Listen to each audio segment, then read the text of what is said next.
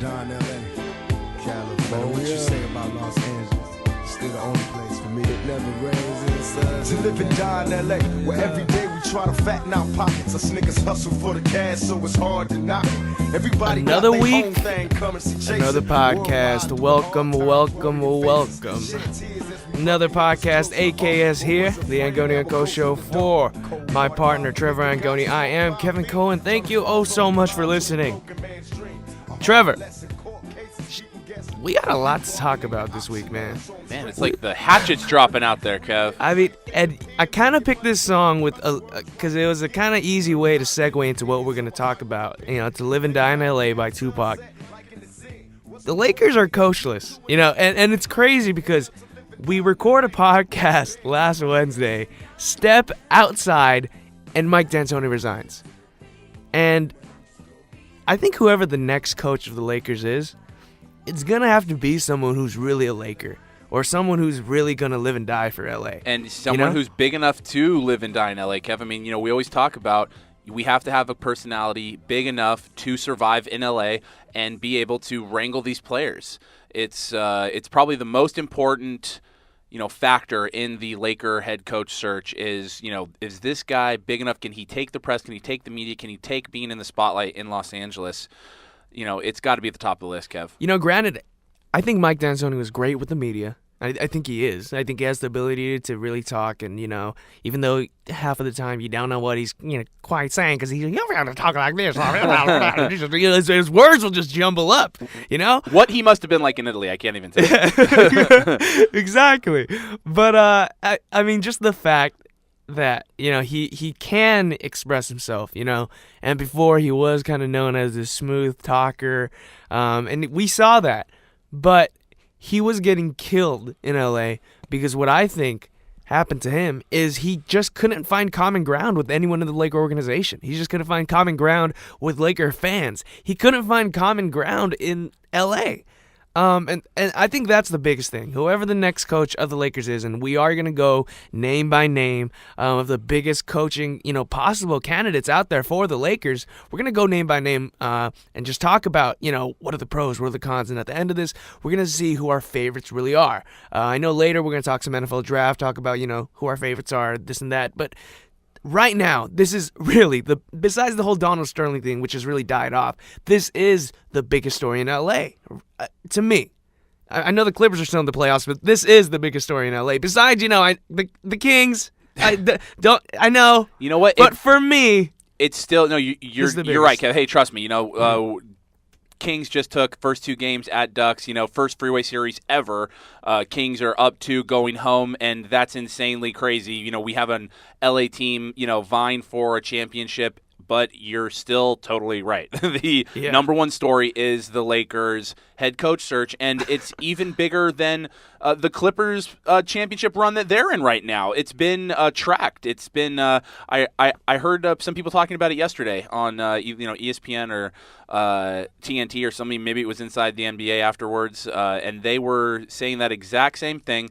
They were saying that, you know, when it comes to the city of Los Angeles, doesn't matter what's happening, Lakers could be a lottery pick like they are this year, and they're still at the top of the list when it comes to the talking points for the city.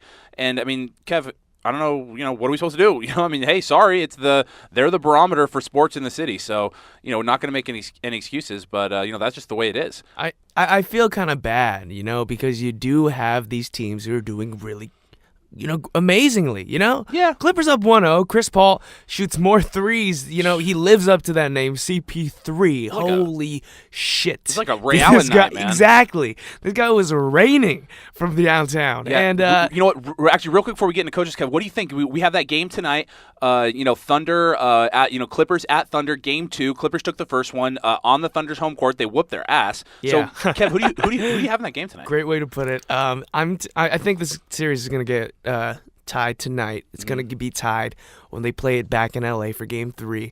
The only reason why is this. If that speech from Kevin Durant can't turn this team around and make them into some championship caliber type of, you know, crazy monster, and Russell Westbrook is like, yeah, dude, I'm totally gonna run through a wall for you, bro. I love you, brother. I love you so. I love you, brother. Yeah, it's good. this is the only, thing left for Thunder. That emotional I love you mama Kevin Durant MVP acceptance speech, it's the last thing the Thunder have, and that's the reason why I think the Thunder are going to win this series. I think that really kind of changed the whole way this team might be, the attitude of this team. They finally have a leader. Kevin Durant, that was the first time this guy has stood up in front of everyone and said, I'm kind of the shit. Yeah. Right? And, you can really see the confidence this guy has because he's so selfless. He does nothing but, thanks his teammates and thanks his mom, made it everything not about him.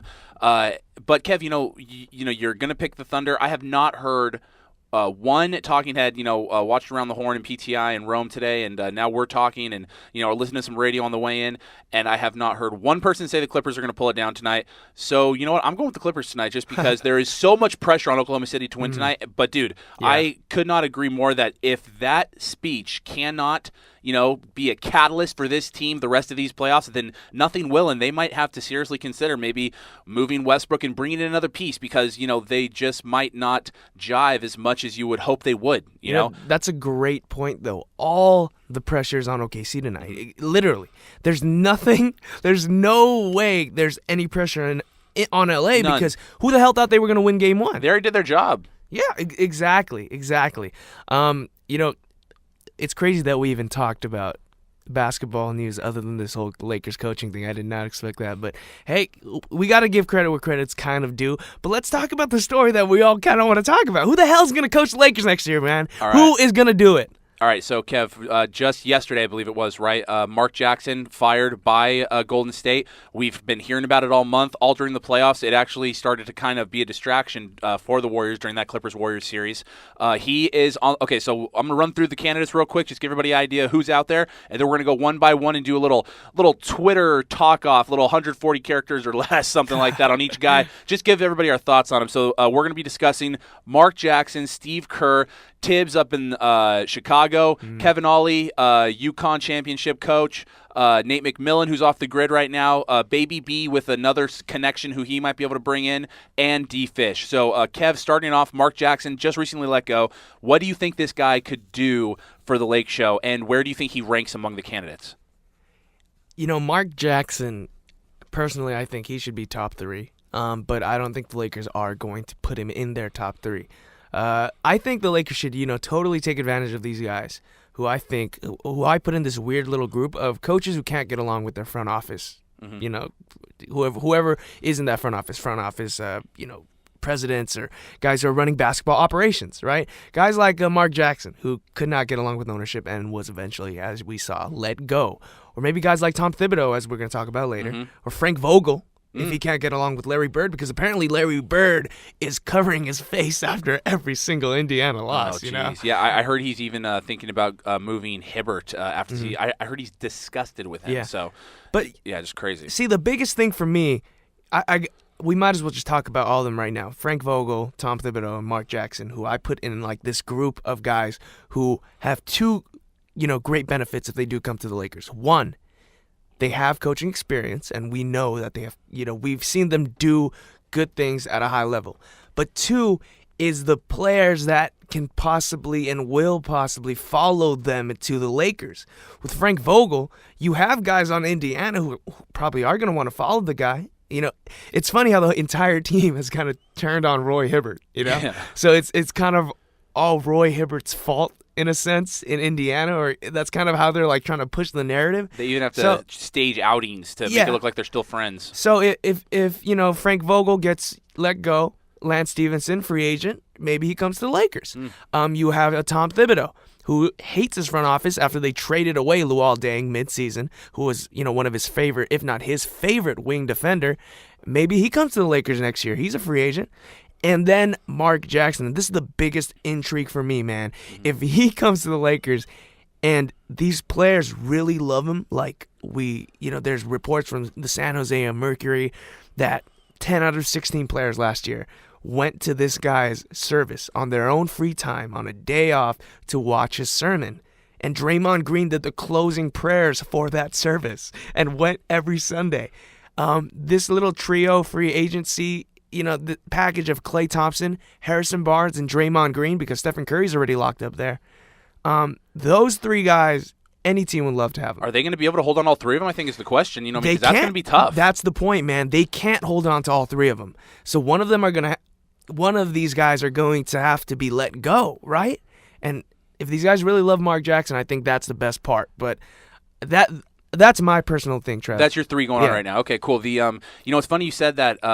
When it comes to Lance Stevenson and Green up in Golden State, what I'm starting to realize that these playoffs have kind of produced these new sexy free agents that teams are going to be fighting over, man. So pretty crazy. Okay, so we heard your top three, Kev. Okay, my top three. Number 3, Baby B, Byron Scott. He's a Laker guy. Yeah. He would, the Lakers fans, the Laker base would not hold him to the same type of instant expectation as they did with D'Antoni because they like Baby B, okay? So he'll get away with a little bit more, okay? And then there's that slight chance of, like you were talking with Mark Jackson, maybe bringing one of his guys from Golden State. There's a chance of Baby B maybe getting Kyrie to come over once his contract expires. That in itself, if it was possible, would be number 1, okay? Mm-hmm. Number 2, dark horse. Nobody's really talking about him, but Coach Kobe on Team USA and did a great job with Portland. Nate McMillan, okay? I've always wondered about him. He was always locked up with Portland. Just recently became available a couple years ago or last year, whatever it was.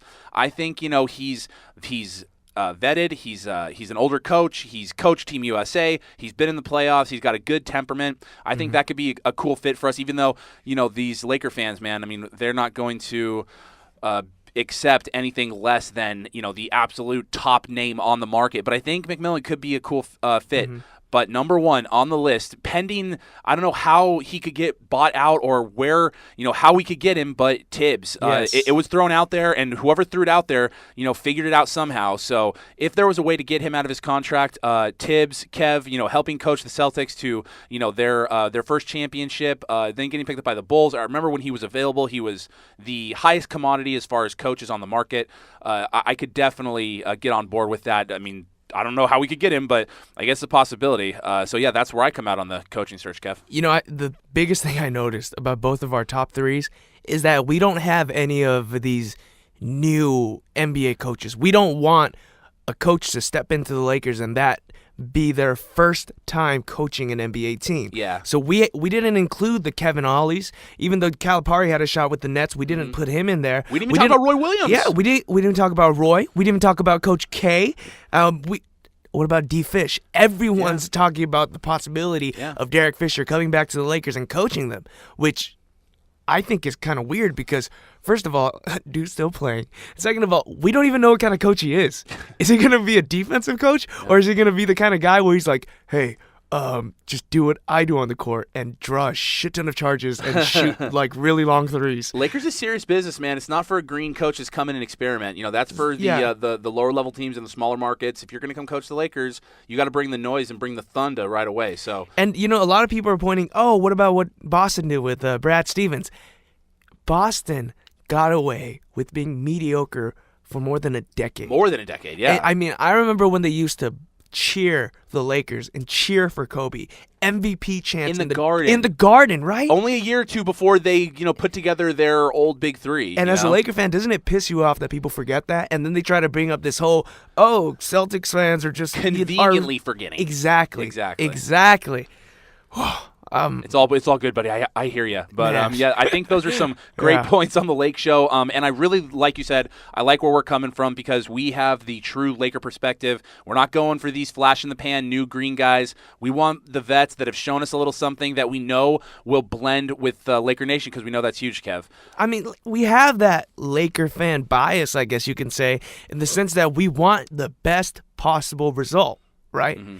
And for both of us, I think both of us kind of look at who's available, and we both see Tibbs out there. Jeez. And we're thinking, this is a guy who is exceptional at making something out of nothing. Absolutely. And imagine if he was paired with a front office that could totally pimp him out with a roster and something that he could actually play with, Yeah. Like when he had Derrick Rose, no questions asked. Exactly, Kev. So, the other big story, outside of our little dome of Los Angeles is tomorrow is the NFL draft. I mean, barring your fantasy weekends, draft weekends and, first week of the season, this is that fun, one of those other fun weekends for all those fantasy nerds, including myself and yourself, Kev. Anybody who's a big NFL fan, we know this is going to be, huge. Ratings are going to be huge. They've even gone as far as to move round 1 to 8 o'clock Eastern time into prime time. It'll probably go until between 11 and 12 o'clock. The NFL is a crazy monster, Kev. It's a madhouse over there. I'm just excited and just so relieved that I do not have to listen to Mel Kiper put out, mock draft number 20.421, every this I got to say. I've seen so many mock drafts, but it's kind of a given at this point that Clowney's number 1, right? Mm-hmm. Well, I mean, you would think so. That's what we're hearing.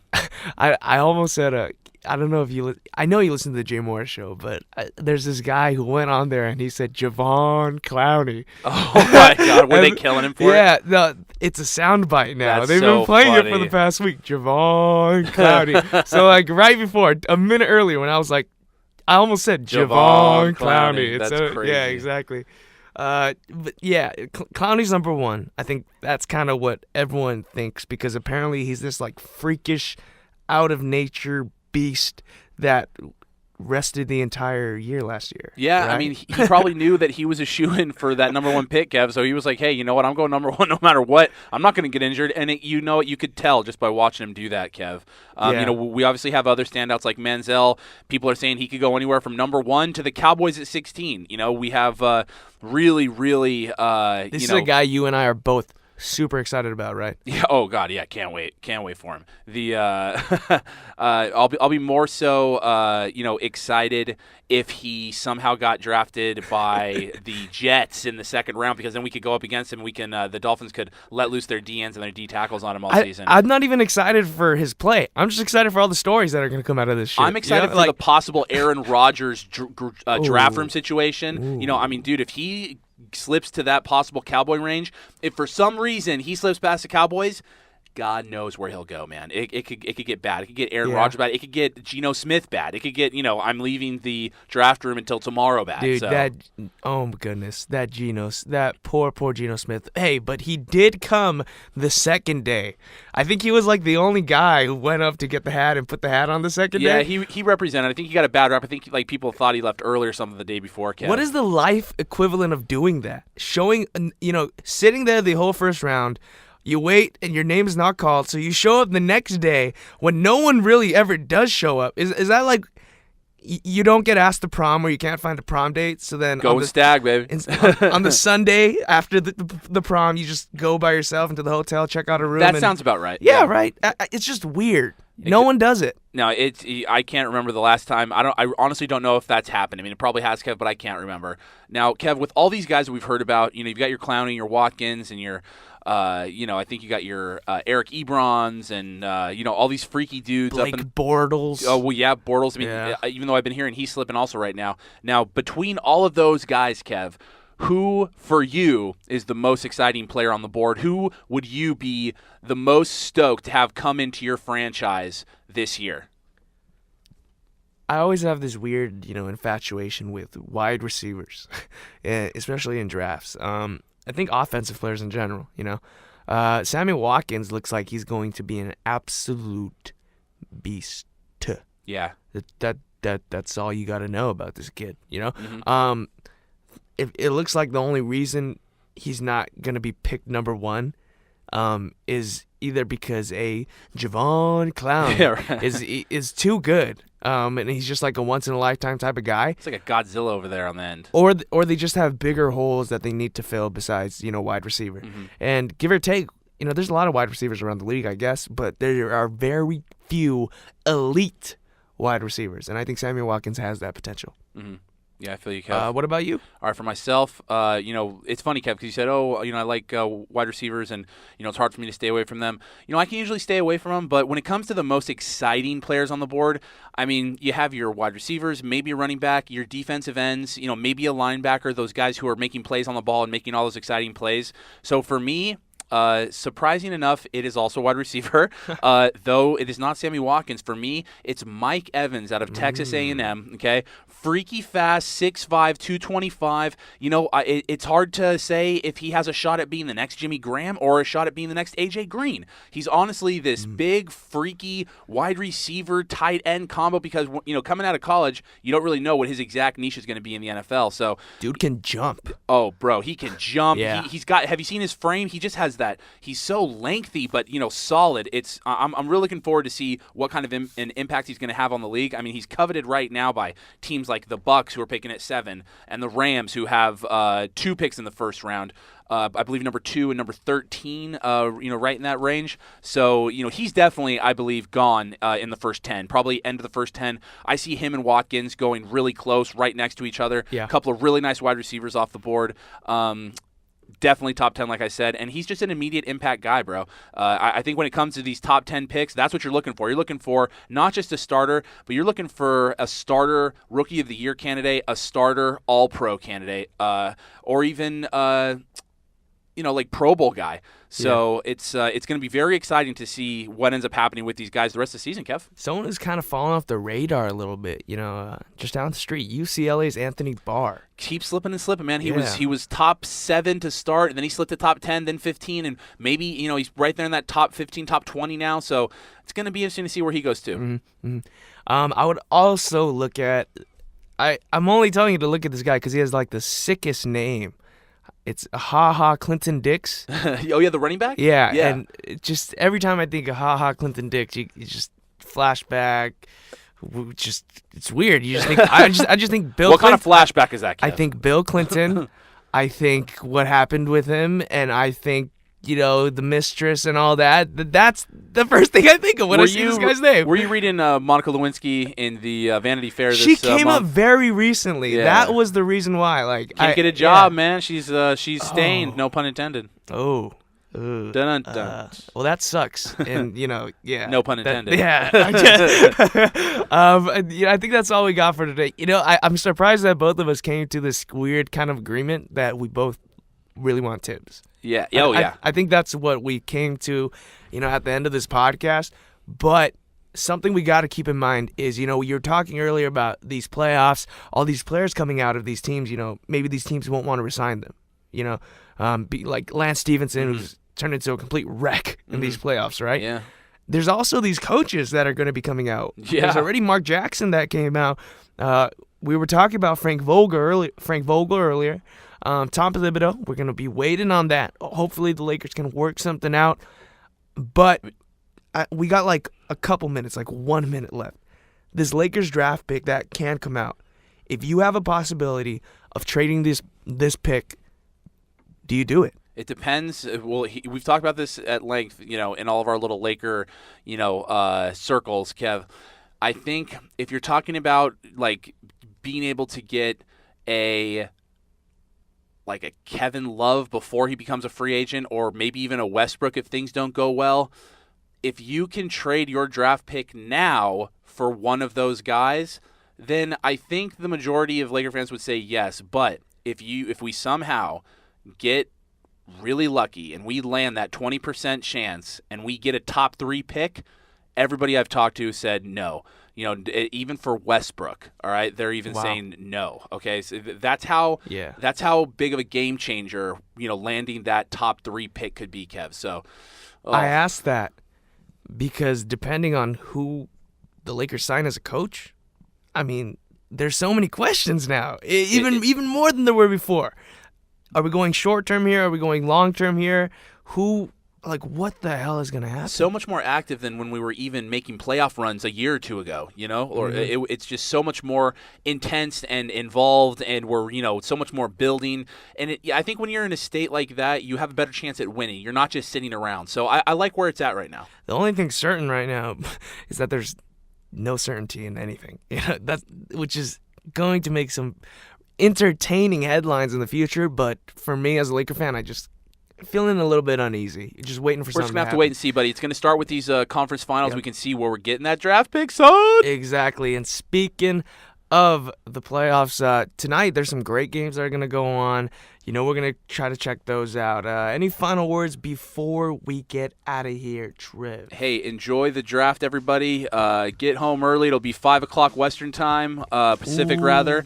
And, get some guacamole or, stop and get yourself some boigas or some hot dogs and have a great time. We'll hopefully see you next week, next Wednesday. Hopefully by the time we leave the booth tonight, the Lakers will not have signed Mark Jackson in 5 minutes. So hopefully, you guys will be able to listen to this podcast and it'll expand your minds for a few more days. Couldn't have ever said it any better myself. See you next week.